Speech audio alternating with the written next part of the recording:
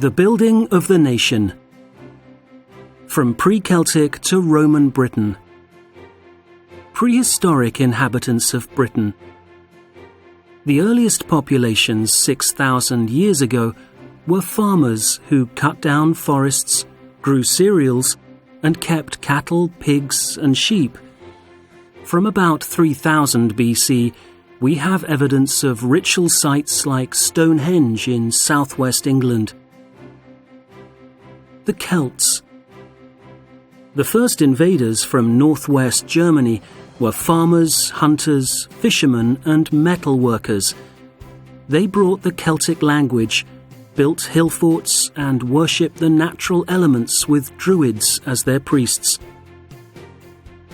The Romans. The Romans conquered Britain in 43 to 47 AD under Emperor Claudius. They built a complex road system, fortified towns, and built Hadrian's Wall as a defense against attacks from the north. They also brought their culture, the Latin language, and Christianity to Britain. The Anglo-Saxons and the Vikings. Angles and Saxons from the North Sea region of Europe invaded Britain in the 5th and 6th centuries after the Romans had left. They settled south of Hadrian's Wall. Their society was founded on loyalty to the family or clan. By the beginning of the 7th century, there were 7 Anglo-Saxon kingdoms, known as the Heptarchy. Wessex became the most important. Christianization was reintroduced after 597 AD, when Augustine arrived in Britain.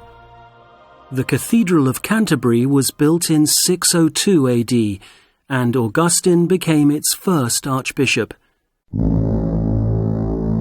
In 793 AD, the Vikings, called Danes by the English, attacked the British coastal towns and islands, destroying monasteries.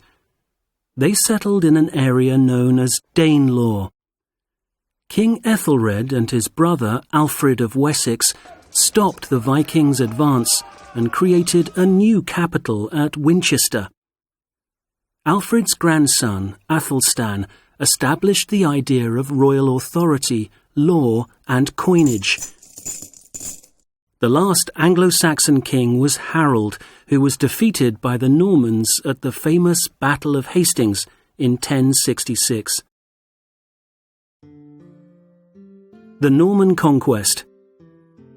William, Duke of Normandy, was crowned King of England in Westminster Abbey on Christmas Day, 1066.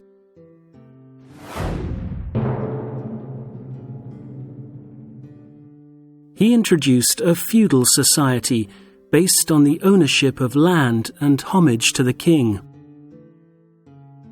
He had the Domesday Book written as a record of his new conquest.